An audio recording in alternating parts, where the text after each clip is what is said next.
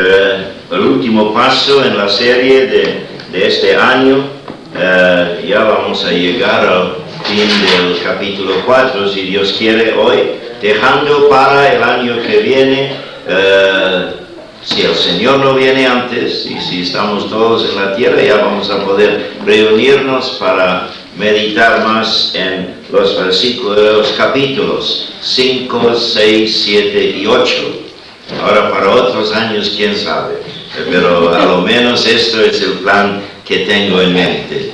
Y bueno, también no solamente es el último estudio, es el último chiste del día. Espero que mañana y los otros días que otros hermanos tengan chistes que compartir, ¿eh? Bueno, tengo dos esta mañana. Uno a lo menos que me dio risa el otro día, porque me contaron de un niño en la escuela dominical y la profesora pregunta a la clase, pregunta a él particularmente, ¿oras tú antes de comer? Y él dijo, no, yo no oro antes de comer. Dice, no me hace falta, mi madre es una buena cocinera, dice. Qué bueno.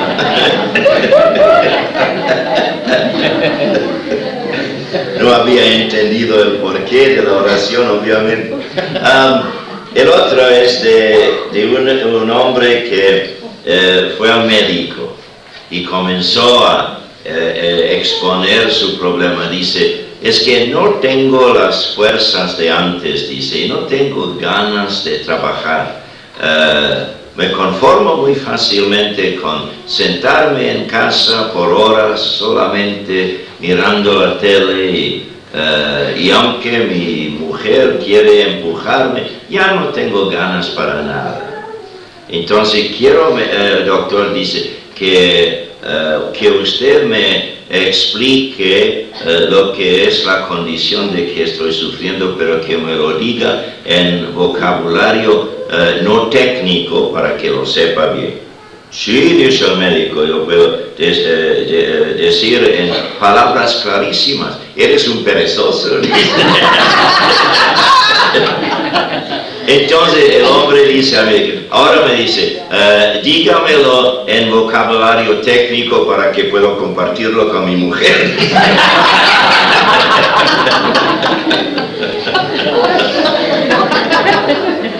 Sí. Hermanos, la epístola a los Romanos, el capítulo 4.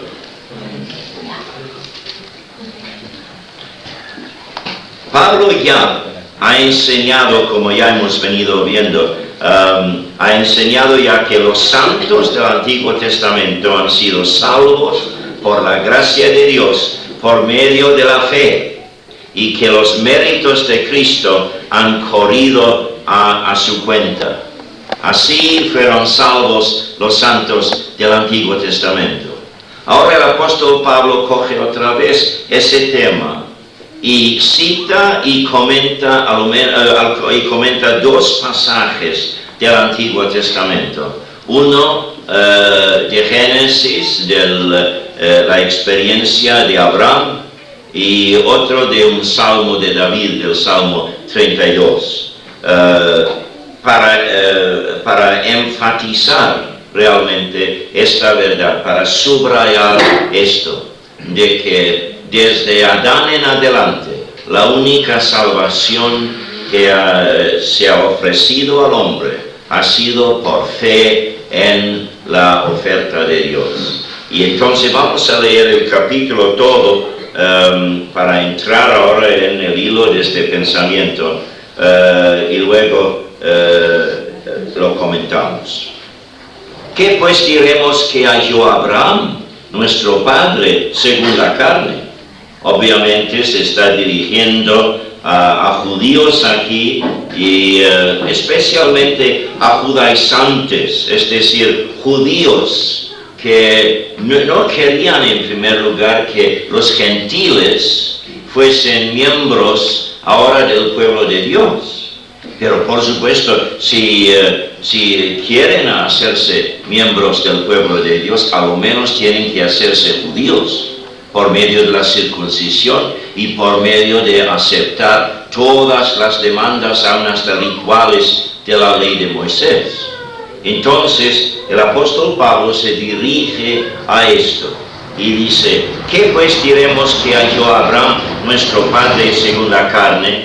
Porque si Abraham fue justificado por las obras, tiene de qué gloriarse, pero no para con Dios.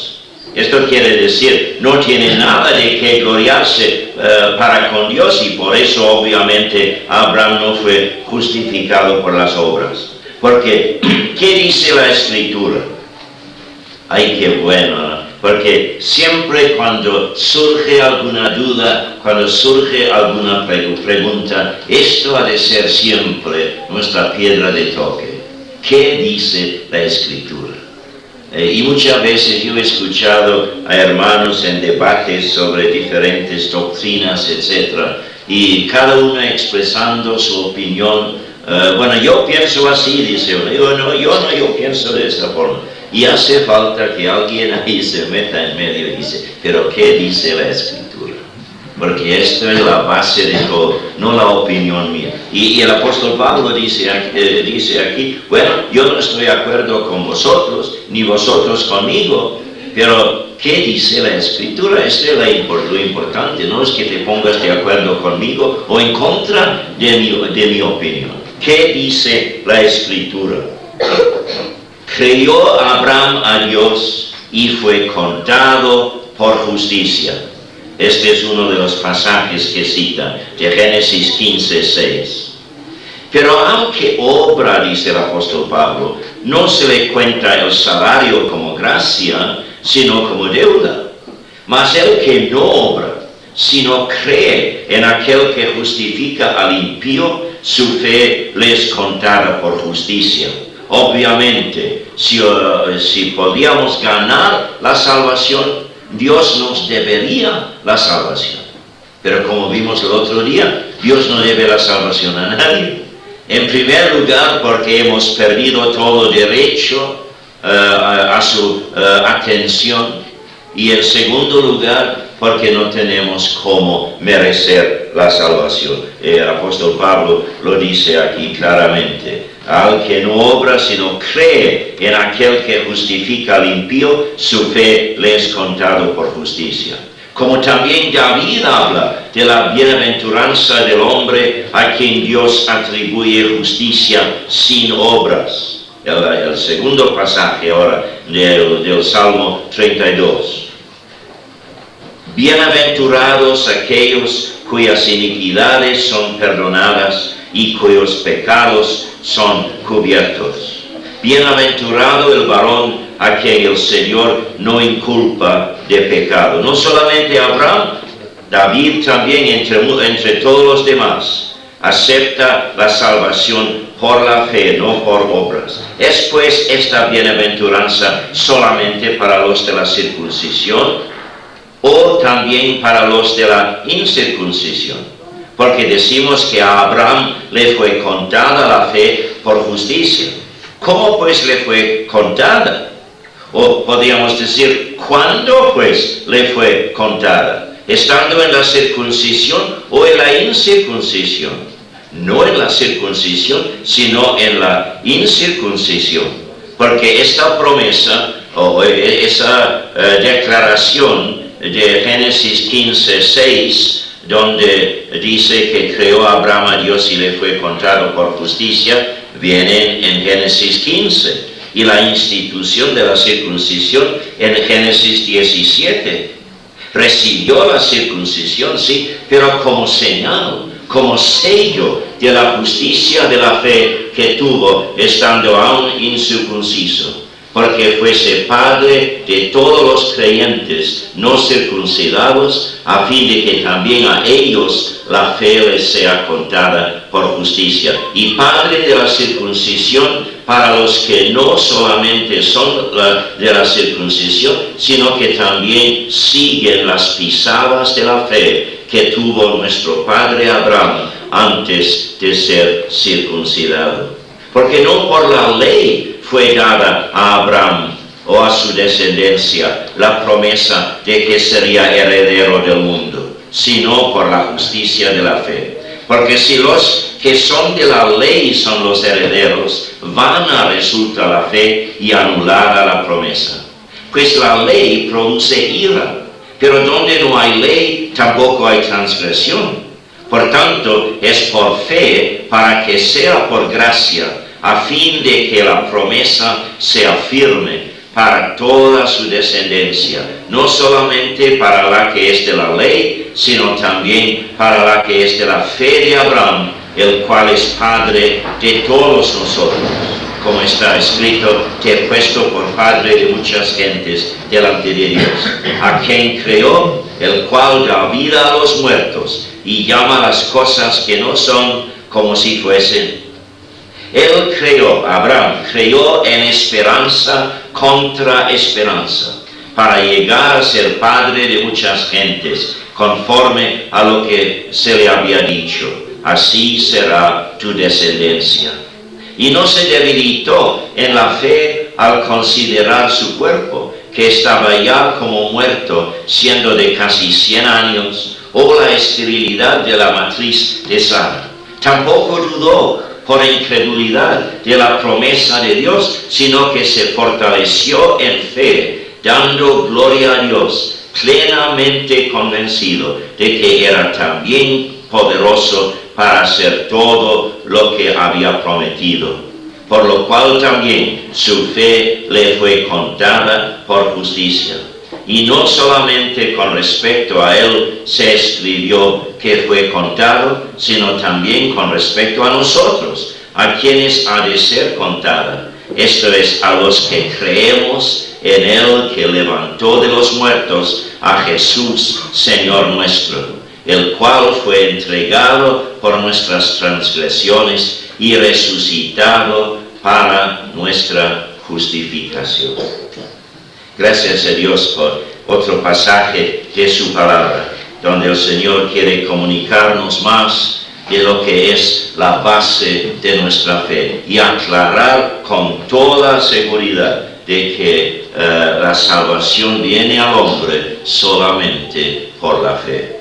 Bueno, aquí en este capítulo hay, por supuesto, como ya acabamos de notar, hay muchos detalles. Pero voy a tratar de sacar el grano del asunto, no solamente para que comprendamos mejor el pasaje, sino para que veamos también lo que es el mensaje del capítulo para cada uno de nosotros ahora mismo. Porque esto no es una clase de teología, sino que es un ministerio de la palabra de Dios. El Señor nos habla por medio de su palabra. Primero, por supuesto, se dirige a nosotros de tal forma para asegurarnos de la base de nuestra salvación. Por si acaso que nos fluctuemos en nuestra comprensión de esto, sigue diciendo esto. Pero también tiene otra lección, como veremos antes de terminar esta mañana, sobre cómo hemos de llevar nuestra vida aquí en la tierra todos los días que nos restan, los que ya somos de la fe de Jesucristo. Entonces, como dije, hay dos pasajes aquí citados del Antiguo Testamento. Voy primero al segundo, porque el primero de Génesis es lo que ocupa la mayor parte del capítulo. Pero cita el segundo pasaje allí en los versículos 6 al 8, como dije, del Salmo 32, los dos primeros versículos del Salmo, para enseñar que esta enseñanza que el apóstol Pablo basa en la experiencia de Abraham, no es porque Abraham haya sido excepcional, sino que en el caso de Abraham se ha explicado clarísimamente en el mismo libro de Génesis por qué Abraham ha sido justificado. Ahora, Abraham, desde que el Señor le llamó a salir de Ur, ha vivido por la fe. Ya sabemos que en cualquier lugar a donde llegaba, construía un altar. Había recibido el mensaje de Dios que solamente por el sacrificio de un sustituto podía ser aceptado por Dios. Entonces, ha ejercido la fe en la promesa de Dios desde el principio.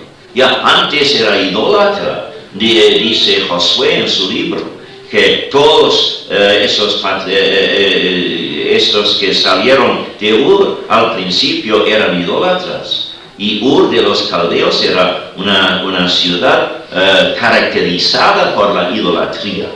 Tenían templos grandísimos dedicados a los ídolos. Pero Dios llamó a Abraham y de alguna forma comunicó a Abraham, quizás por la experiencia de otro creyente que le hubiera llegado, no lo sabemos, pero quizás por una palabra directa de Dios. Pero Abraham llegó a saber que solamente por el sacrificio de un sustituto podría ser salvo. Y por supuesto, desde ese momento en adelante, los méritos de Cristo corrían a su cuenta. Pero no como excepción. Lo excepcional en el caso de Abraham es que el libro de Génesis nos da, en cuanto a su caso, nos da esto de que por la fe aceptó la promesa de Dios y Dios aceptó su fe por justicia. Entonces, esto ha sido el único principio, la única base de la salvación desde la caída de Adán en adelante. Pero el apóstol Pablo ahora quiere decir, puedo citar el caso de otro también, porque Abraham no era excepcional. Y cita el caso de David en el Salmo 32. Como también David habla de la bienaventuranza del hombre a quien Dios no atribuye justicia sin obras. Iba a decir, no atribuye la justicia con obras, pero no, es al revés. Habla de la bienaventuranza del hombre a quien Dios atribuye justicia, pero sin obras, diciendo, bienaventurados aquellos cuyas iniquidades son perdonados y cuyos pecados son cubiertos. Bienaventurado el varón a quien el Señor no inculpa de pecado. Usa tres vocablos allí, o tres frases para explicar esto. Son perdonadas sus iniquidades, sus pecados son cubiertos, y a él el Señor no inculpa de pecado. Entonces, sus iniquidades perdonadas. ¿En qué sentido? ¿Qué es el perdón? ¿Qué es la diferencia entre el perdón de nuestros pecados y tener los pecados cubiertos? Bueno, el perdón no es nada legal. El perdón es algo personal. Dios me habría podido salvar a base de la justicia de Cristo corriendo a mi cuenta sin haberme perdonado. Es decir, me habría sacado de las llamas del infierno para darme entrada a la gloria, pero habría podido decir claramente, pero me has ofendido tanto que no quiero verte por toda la eternidad. Vete al rincón más lejano de mi trono que puedes encontrar. Y aún con esto, tendríamos aún el deseo de adorarle por toda la eternidad, por habernos salvado de la condenación que merecemos. Pero es más que esto. Dios no solamente me ha salvado, me ha perdonado. Es decir, me ha perdonado la ofensa personal a su amor. Y además de salvarme, me invita a una relación de amor con Él. Por eso murió el Señor Jesucristo en la cruz del Calvario. Hebreos capítulo 12 dice que Cristo aguantó la cruz por el gozo que tenía por delante. El gozo de la comunión contigo y conmigo. Este es el gozo al que se refiere, no el gozo de regresar a la gloria. En ese pasaje en Hebreos 12 me menciona esto aparte. No, el gozo que tenía en anticipación fue el gozo de la comunión con nosotros. Dios me ha perdonado, no solamente que ha cancelado mi cuenta ante la ley de su justicia, sino en su amor, Él me ha perdonado. Y entonces ahora me invita a una relación de amor con Él. David, con lo poco que sabía de la revelación total de la gloria de Dios, ya nosotros tenemos una Biblia completa, pero él tenía solamente la primera parte. Y sin embargo, había aprendido esto, de que Dios no solamente le ha quitado de la condenación, sino que le ha perdonado. Y David y un grupo de sus amigos comenzaron a expresarse ante Dios en una adoración muy especial. Esto es lo que tenemos en el libro de los Salmos, es el resultado. Porque no todos los salmos han sido escritos por ese grupo de amigos, David y sus amigos, pero ellos forman la base de todo el libro de los salmos. Los demás salmos siguen su ejemplo. Y David aquí en el Salmo 32 enseña por qué se sentía obligado realmente a entregarse todo el ser para adorar a Dios, para deleitarse en la gloria que es Dios.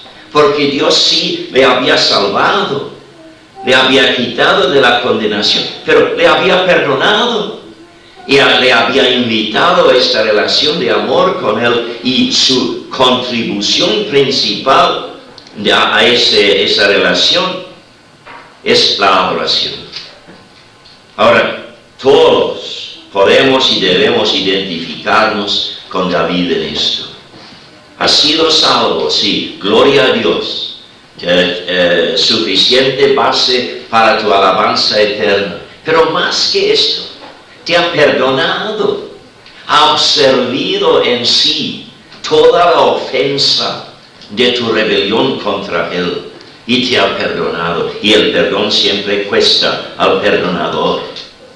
Entonces te invita a hacer ahora de tu vida la prioridad número uno, hacer la adoración a su persona dentro de tu relación con Él, esa prioridad. Entonces, dice, bienaventurados aquellos cuyas iniquidades son perdonadas y cuyos pecados son cubiertos.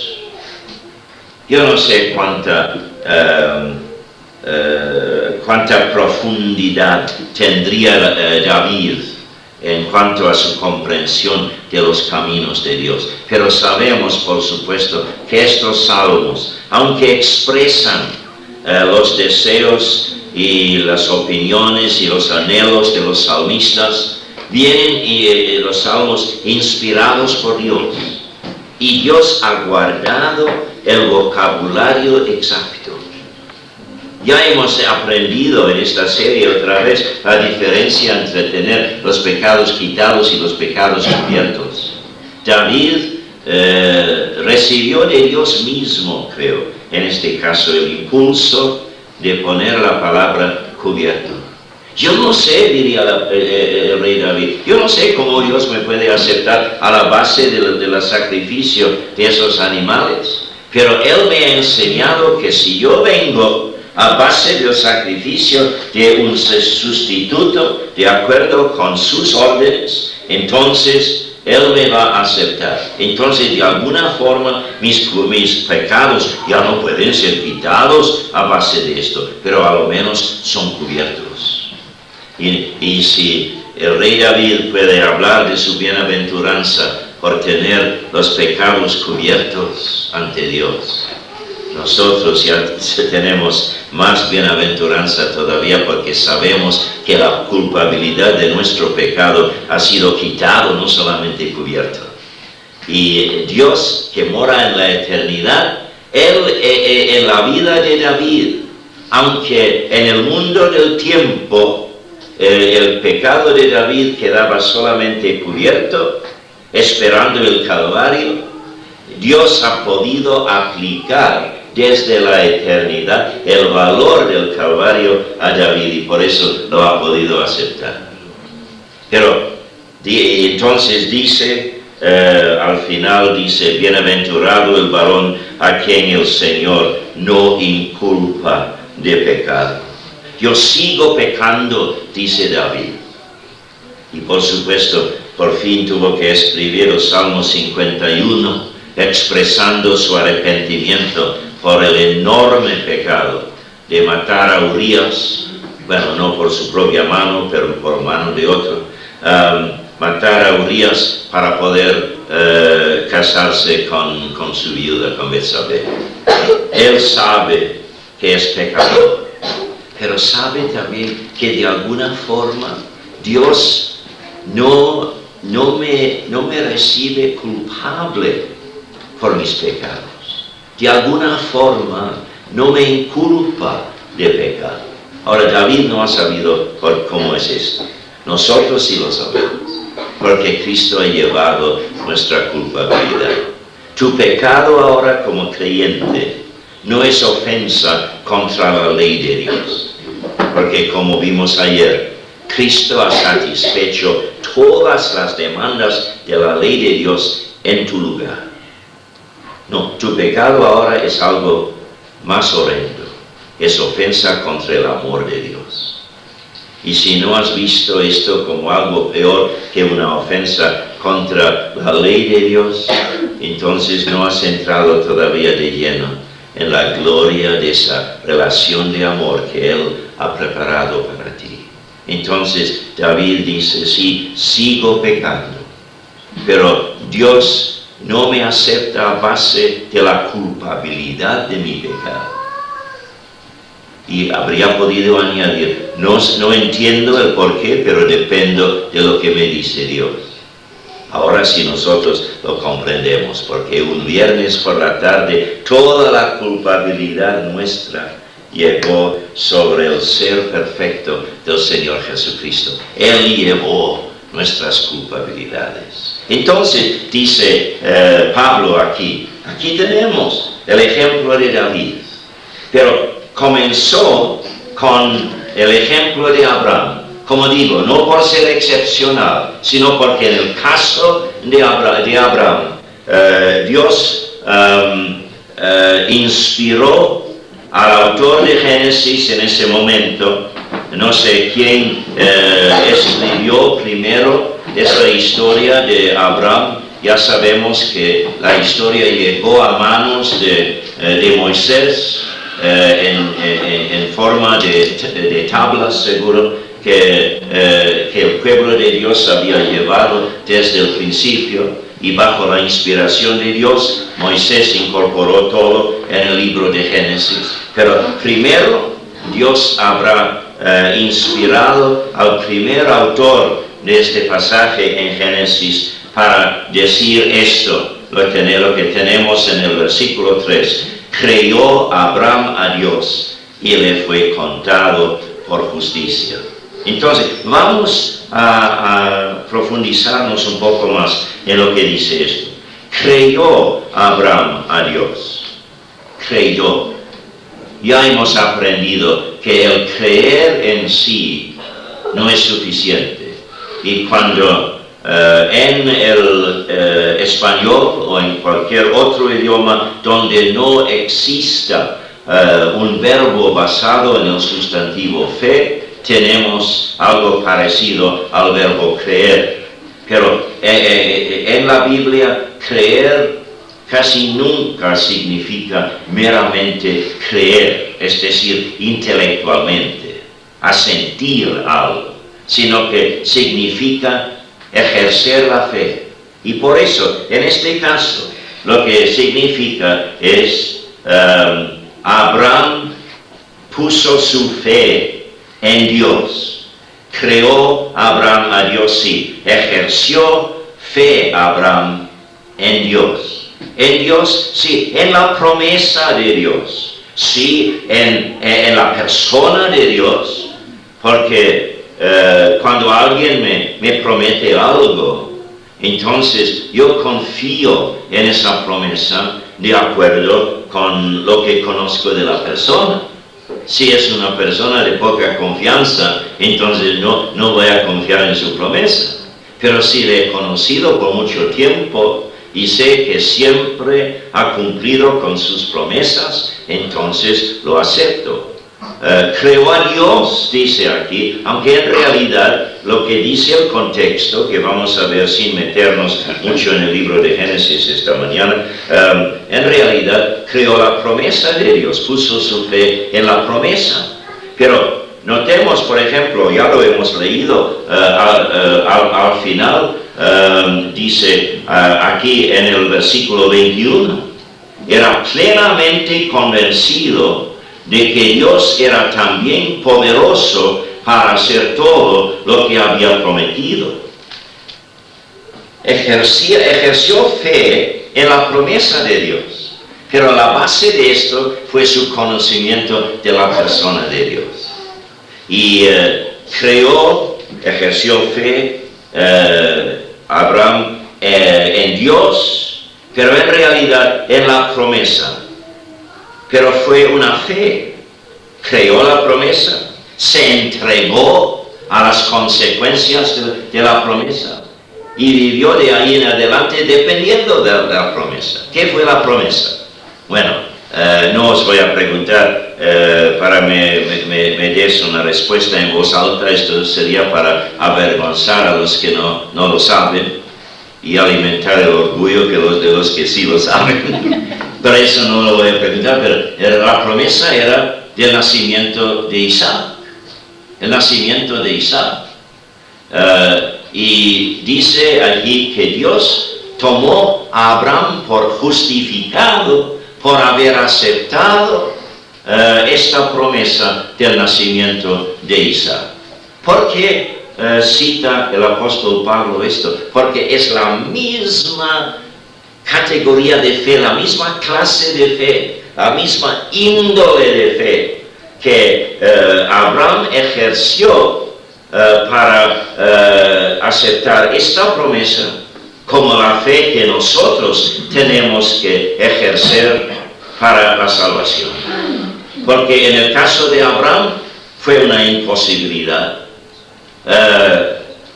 Pablo dice aquí que en este capítulo que Abraham creó en el Dios que llama como algo que es lo que todavía no lo es.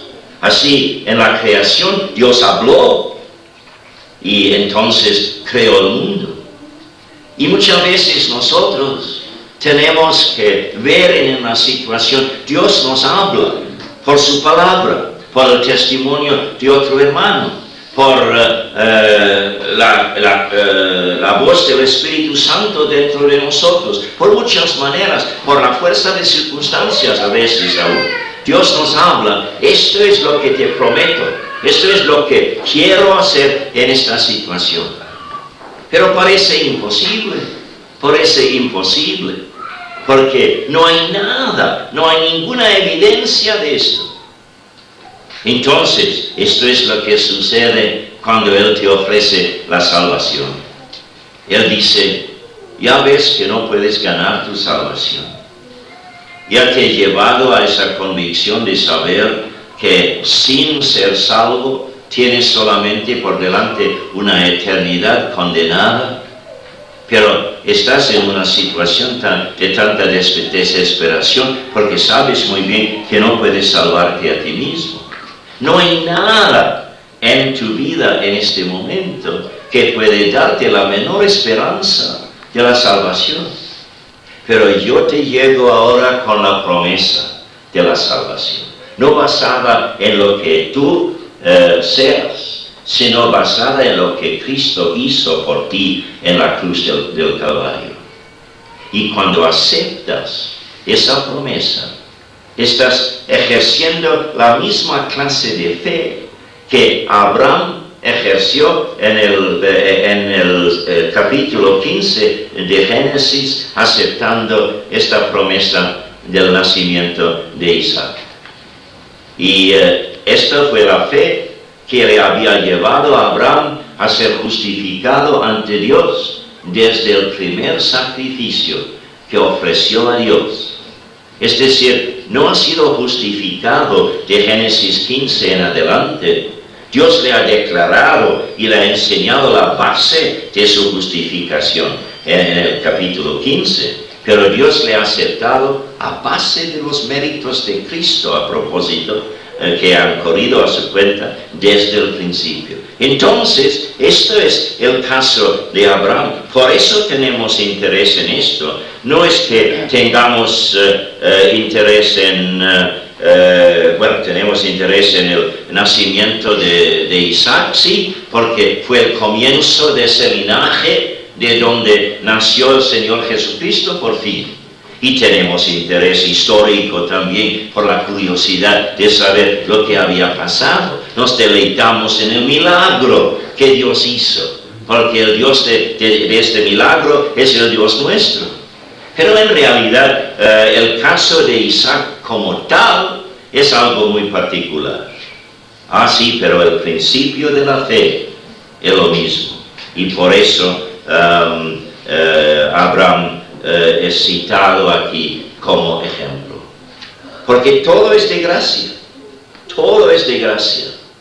El apóstol Pablo dice, tiene que ser por la fe para que sea solo por gracia. Porque no podemos merecer nada delante de Dios. La fe en sí no es una obra merecedora.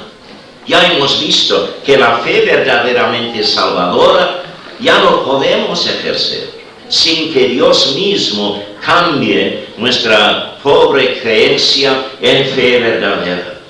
No, el Espíritu Santo no moraba en los santos del Antiguo Testamento como ahora. Esto es la particularidad de la dispensación en que vivimos, pero sí, el Espíritu Santo obraba en medio de ellos.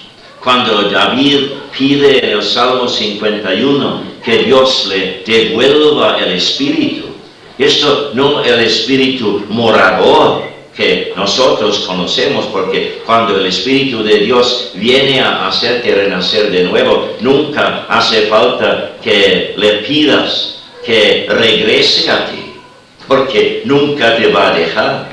No, David está hablando del Espíritu ungido, de la unción del Espíritu, para capacitarle para ser rey del pueblo de Dios. Y por su pecado él sentía de que el Espíritu había levantado su unción.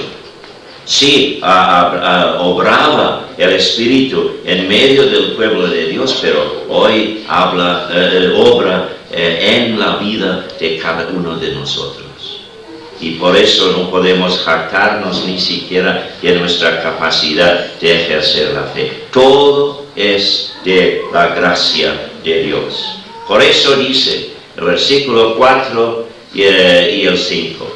Pero al que obra no se le cuenta el salario como gracia, sino como deuda. Mas el que no obra, sino cree en aquel que justifica al impío, su fe les contará por justicia. Ahora, podemos decir otra cosa en cuanto a Abraham, que él recibió la salvación de su alma antes de la institución de la circuncisión. Algunos decían en los días de Pablo que era necesario circuncidarse para recibir la salvación. Pablo luchaba siempre contra estos llamados judaizantes, y lo vemos en la epístola a los Gálatas especialmente, Y algunos creemos que Gálatas ha sido la primera epístola escrita por Pablo, cronológicamente hablando. Y si es así, entonces él se dirige a este problema antes de ningún otro problema que entró en la iglesia primitiva. Y había que decían, sí, muy bien, los gentiles pueden salvarse por la fe, pero también tienen que circuncidarse, tienen que identificarse con el pueblo judío. No dice el apóstol Pablo en este pasaje, es imposible, porque la circuncisión vino solamente en el capítulo 17, y Abraham fue justificado por la fe antes de esto. Es decir, la fe sin esto. Entonces, ¿qué valor ha tenido la circuncisión? El apóstol Pablo nos lo enseña. Dice en el versículo 11, y recibió la circuncisión como señal, como sello de la justicia de la fe que tuvo antes aún, estando aún incircunciso. Como señal, como sello. Es como el bautismo hoy en día. El bautismo no salva a nadie. Esto es el equívoco de la teología católica romana. Dicen que el bautismo en sí salva. No puede salvar. Yo recuerdo predicando en un bautismo una vez en Hospitalet.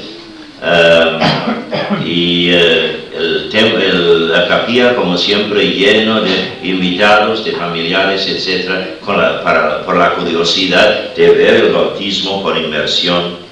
Y comencé con esto, dije, bueno, en estas ocasiones muchos preguntan, ¿por qué no bautizamos a los bebés? Y dije, la respuesta es fácil. No bautizamos a los bebés por la misma razón porque no bautizamos tampoco a los adultos. Y ellos pensando, entonces no va a haber bautismo. No bautizamos a bebés ni adultos, bautizamos a creyentes. No bautizamos a bebés porque no pueden ser creyentes.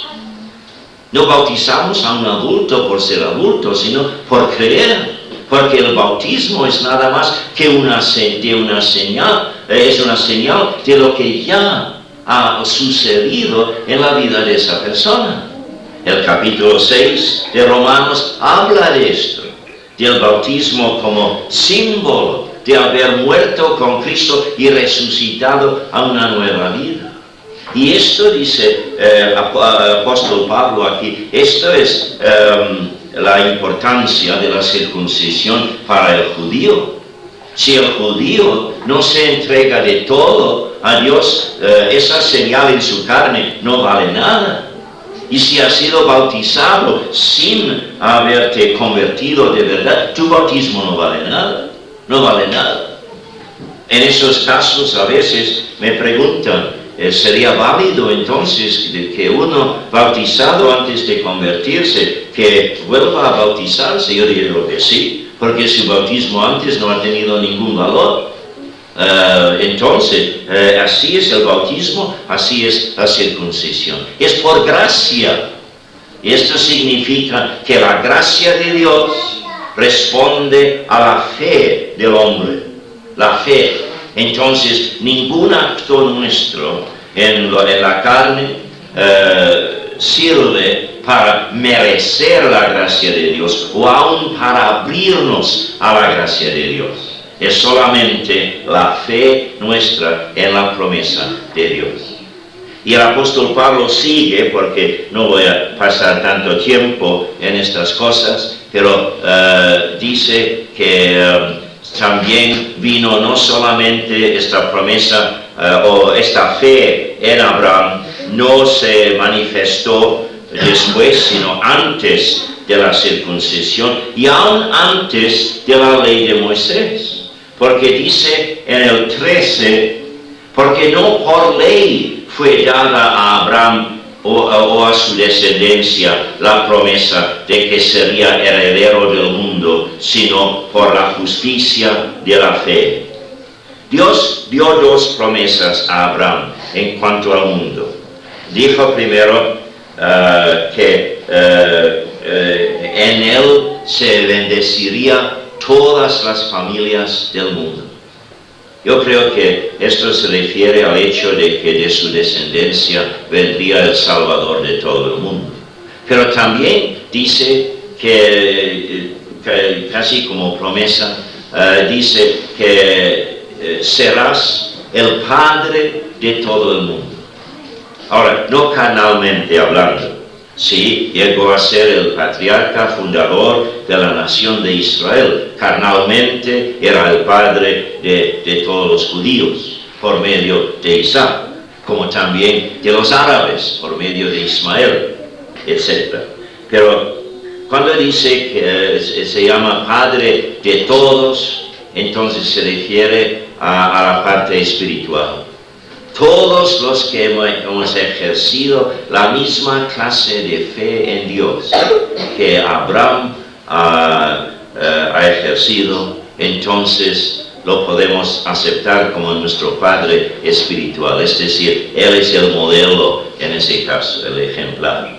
Entonces dice que esto le llegó aún antes de la ley. Por eso no tenemos que hacer caso de las demandas de la ley de Moisés sobre nosotros. Por supuesto, la ley contiene muchas cosas que nos enseña lo que es la voluntad de Dios para nuestra vida, pero al obedecer esas leyes lo hacemos solamente porque nos causan, porque nos dirigen, nos guían por la senda de Dios. Pero no lo hacemos para ganar nada por parte de Dios, no para merecer nada, porque la ley fue dada por una dispensación nomás al pueblo de Israel con otro propósito, no para que ganaran la salvación, sino para que aprendieran que es imposible ganar la salvación. Entonces no entra la circuncisión, o podemos decir en términos modernos, no entra el bautismo, ni tampoco entra nuestra obediencia a la ley de Dios en esta cuestión de ser salvos. Es por pura gracia y por eso tiene que ser por la fe. Entonces, esto es lo que el apóstol Pablo insiste en esto aquí. Ahora, porque para mí esto es el mensaje principal para el pueblo de Dios hoy en día. Lo que acabamos de ver es algo que aclara el camino de salvación al todavía inconverso y también nos confirma a nosotros más en la seguridad que tenemos de la salvación. Pero nosotros somos llamados no solamente a aceptar la salvación por la fe solo, sino somos llamados a vivir por la fe. Es decir, el principio básico para todo paso que tomamos aquí en la tierra ha de ser la misma fe, la misma actitud ante Dios, de creer sus promesas, de entregarnos a las consecuencias de sus promesas y de depender de sus promesas. El justo entrará en la vida por la fe. Eso sí, no va a ser justo, sino solamente por la justificación de Dios.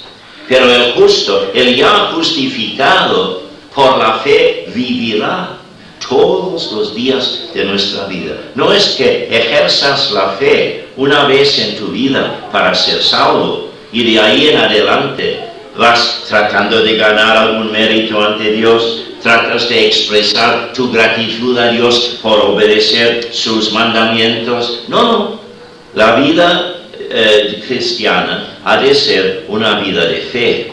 Entonces, todo lo que la Biblia enseña sobre lo que es vivir por la fe no hemos de hacer caso de esto para enriquecer nuestra propia vida de fe. Entonces, ¿qué dice aquí el apóstol Pablo en cuanto a esta fe de Abraham? Y con esto vamos a terminar esta mañana porque creo que es el punto importante, no solo de este capítulo, sino todo lo que hemos visto anteriormente para nosotros los que somos de Cristo. Vamos a leer del versículo 18 al 21. Del 18 al 21. Él creó, Abraham por supuesto. Abraham ejerció la fe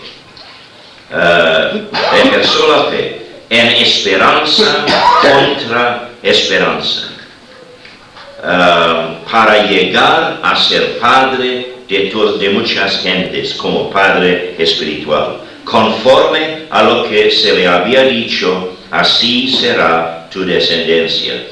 Y no se debilitó en la fe al considerar su cuerpo, que estaba ya como muerto, siendo de casi 100 años, y la esterilidad de la matriz de Sara.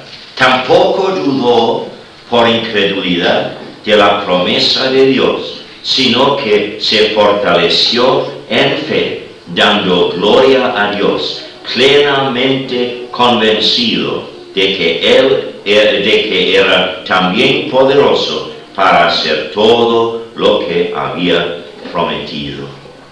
Entonces, lo que tenemos allí es una descripción de la parte negativa, se puede decir, de lo que tenemos que dejar por un lado para poder ejercer la fe, para poder vivir por la fe todos los días de nuestra vida. Porque dice en primer lugar aquí que él ejerció la fe a pesar de la falta de precedente. La falta de precedente. Él creyó en esperanza contra esperanza. Es decir, no tenía ningún precedente. No podía citar ningún caso conocido por él, donde Dios le había dicho: te voy a dar un hijo a la edad de 100 años, y sabemos que al nacer Abraham, el pecado en el hombre había obrado tanto que la edad de vida aquí en la tierra había disminuido casi hasta lo que tenemos ahora en el mundo moderno. Así que a la edad de 100 años ya habría sido casi ridículo. Y no sabía de ningún caso de esto. Y a veces el Señor te llama a tomar un paso con Él y no conoces a nadie que ha sido llamado a tomar un paso conocido, un paso parecido. Ahora cuidado que no te llenes de orgullo en ese momento. Es muy posible que ese paso te lleve a pasar por unas crisis también desconocidas por otros. Pero si el Señor te llama así, por ejemplo, entre mis conocidos, yo no conocía a nadie llamado a servir al Señor en Sudamérica. Después sí, llegué a saber que la directora del hospital donde Ana trabajó por 5 años en la selva de radiografista era también galesa, pero esto fue después. Pero cuando llegó el llamamiento, quiero que me sirváis como misioneros en la selva en el Perú. No teníamos ningún precedente para esto, y esto puede llegar a tu vida también, porque todos somos únicos. Es decir, Dios te ha creado como un ser único. Su propósito para ti, aunque tiene muchísimo en común con el propósito que tiene para otros creyentes, y por esto el propósito único que tiene para ti no debe separarte de ninguna forma del cuerpo de Cristo.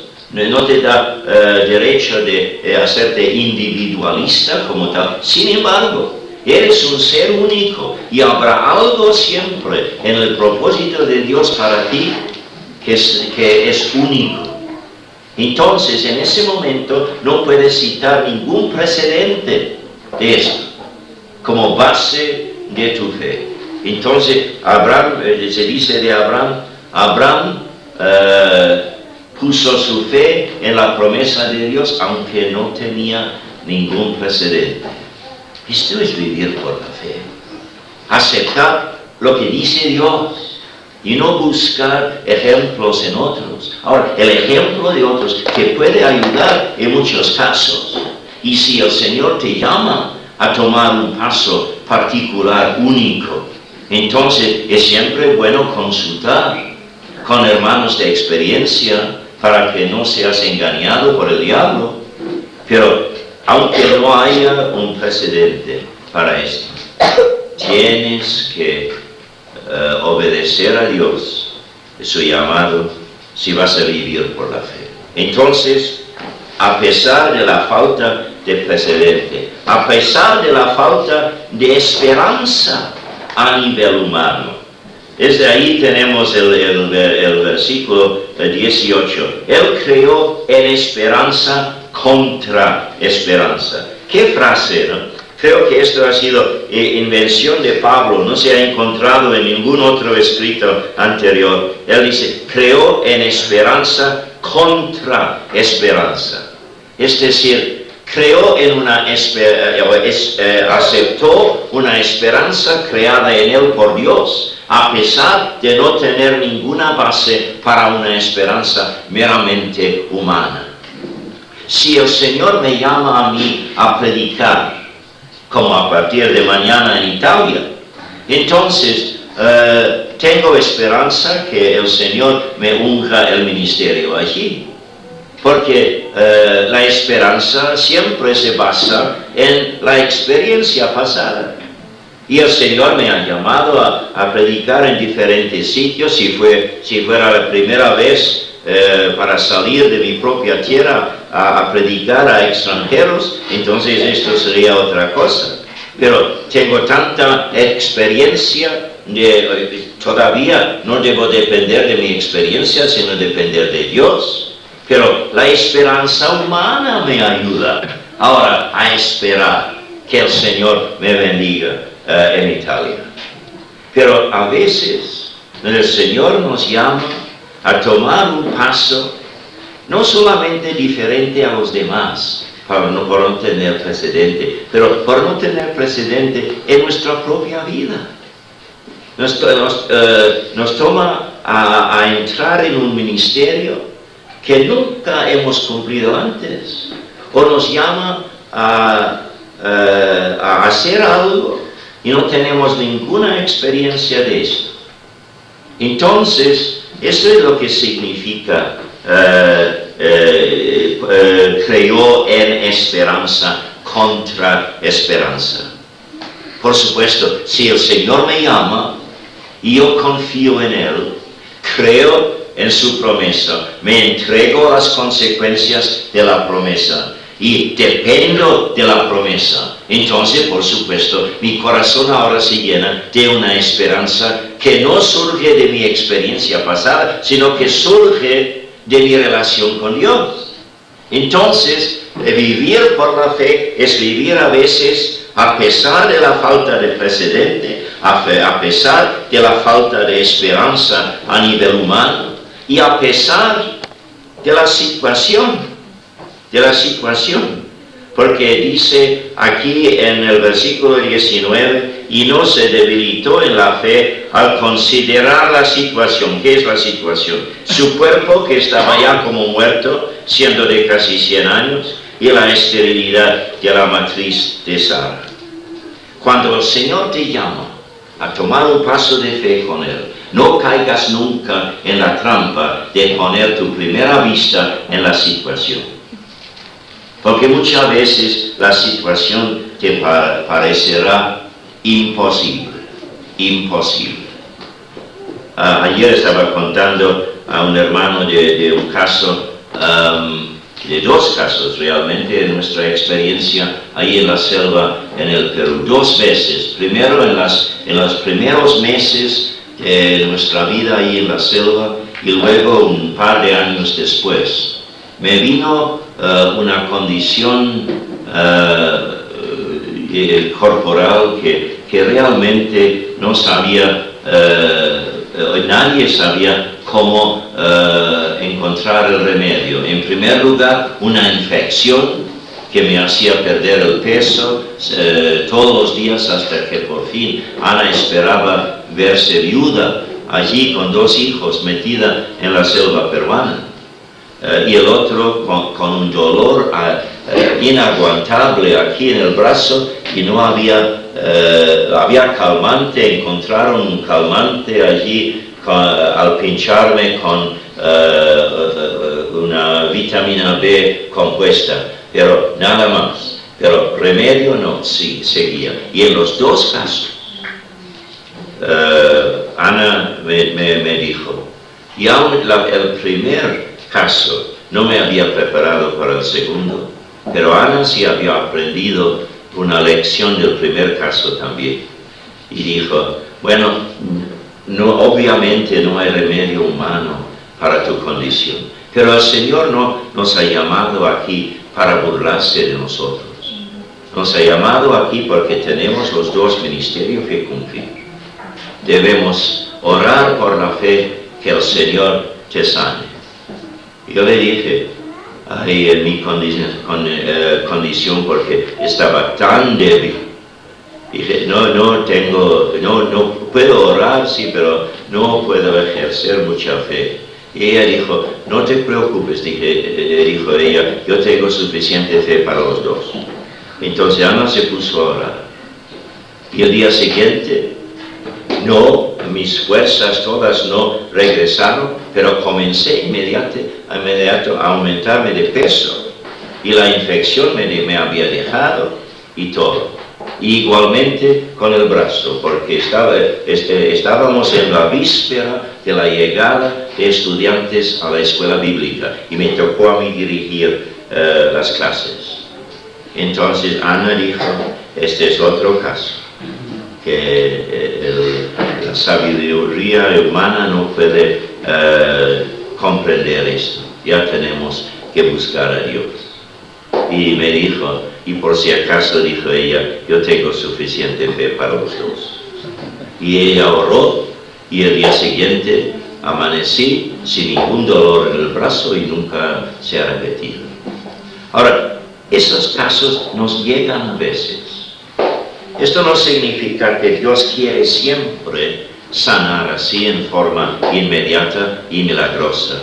Pero cuando suceden esos casos, la tragedia es dar la primera vista a la situación, porque parece imposible.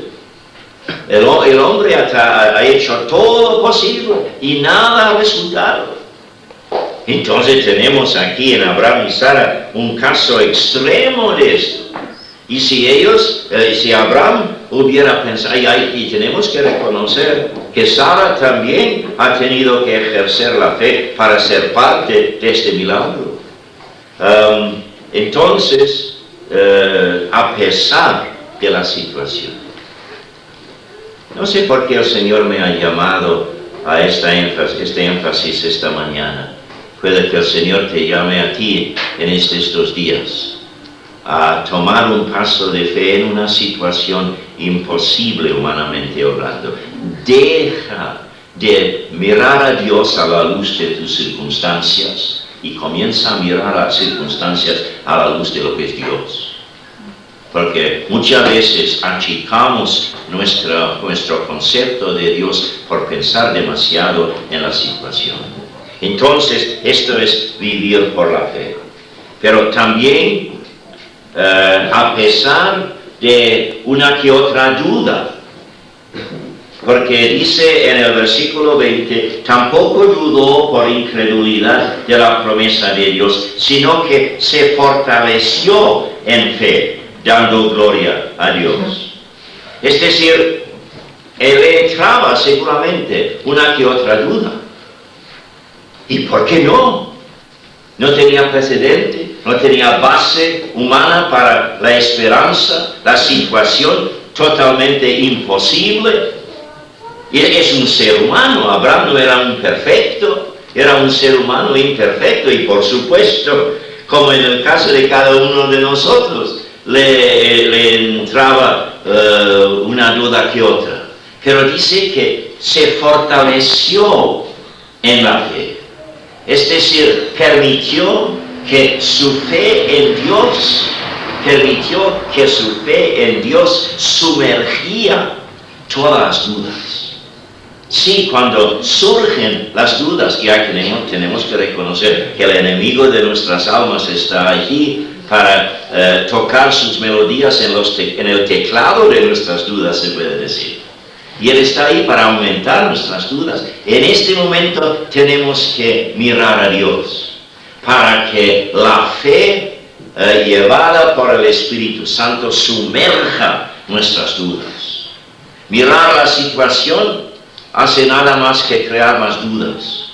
Mirar a Dios es sumergir las dudas por la fe en Dios.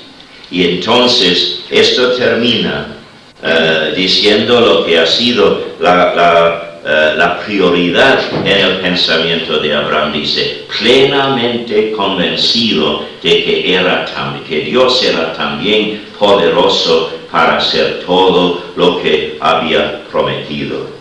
¿Cómo se sumergía la duda por la fe de Abraham? No por la promesa, porque la promesa parecería tan imposible como la situación, el nacimiento de Isaac. No, la fe le fortalecía, no por pensar en el llamamiento de Dios, en la promesa de Dios, en la dirección de Dios, sino por fijarte en lo que es Dios, en lo que es Dios. Entonces, puesto que Él que me ha prometido esto, puesto que Él que me ha dirigido en este camino, es más poderoso que cualquier conjunto de enemigos, entonces Él conoce la situación mejor que yo, Él me conoce a mí mejor que lo que me conozco a mí mismo. Él conoce mi historia hasta este momento mejor que yo la conozco. Sin embargo, me está llamando. Entonces, puesto que Él es poderoso para cumplir con su promesa, y me conoce y sabe todo lo que existe de los posibles obstáculos, entonces los obstáculos son como una nada en comparación con mi creencia en lo que Dios me dice, mi entrega a las consecuencias y mi dependencia total en este Dios. Ahora no sabemos todo lo que Dios tiene por delante en nuestra vida terrenal. Tiene un camino diferente en algunos aspectos para cada uno de nosotros. Pero llegará siempre el llamado de Dios a tomar un paso, sí, a ciegas se puede decir, pero solamente dependiendo de Dios. Un paso de fe, pero en realidad no es un paso a ciegas, porque la fe en Dios no es una fe ciega, es una fe nutrida por lo que sabemos de Dios, que nos ha salvado y estará con nosotros hasta el fin del mundo. Vivir por la fe. Del capítulo 5 al capítulo 8 de Romanos, que será, si Dios quiere, nuestro texto para el año que viene, tenemos más enseñanzas sobre lo que es vivir la vida de fe. Pero por el momento os dejo con el ejemplo de Abraham y las lecciones que aprendemos de él. Ahí hace 4.000 años, y con solo un poco de la revelación divina, pero suficiente para haber escuchado la voz de Dios y por haber respondido por la fe. Oremos, hermanos.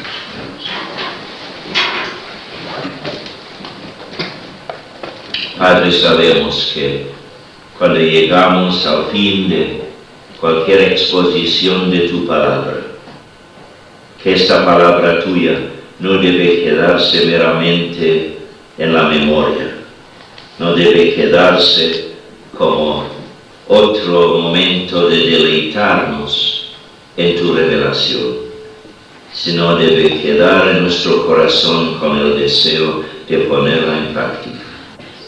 Porque, Padre, sabemos que al gloriarnos en la salvación que tú nos has comprado en la cruz del Calvario, sabemos que ahora tú nos llamas a vivir como propiedad tuya, porque tú nos has comprado y nos das estos principios fundamentales de la vida de la fe, para que la diferencia en nuestra vida, de la vida del mundo alrededor, se haga notable, no para que nosotros nos jactemos y nos llenemos de orgullo de ninguna forma, porque nada tiene que ver con nosotros, todo es de ti, todo es de tu gracia. Por eso, Padre, al llegar ahora al punto final de esta pequeña serie de meditaciones en tu palabra, queremos entregarnos de nuevo al cumplimiento de tu palabra en la vida de cada uno de nosotros. Y Padre, permite que a pesar de todo lo negativo de la vida terrenal, a pesar de esos factores negativos que acabamos de notar, queremos, Padre, depender de ti, entregarnos a ti, aceptando en lo más profundo de nuestro ser toda palabra que nos llegue dentro de nuestra relación de amor contigo. Y que la gracia del Señor Jesús, el amor del Padre y la comunión del Espíritu Santo sea con nosotros ahora, durante todos los días que nos resten aquí en la tierra, hasta que venga el Señor o nos llame a su presencia, y luego para siempre ante tu trono. Todo esto, Padre, en el precioso nombre del único pero gloriosamente suficiente Salvador, el Señor Jesucristo. Amén.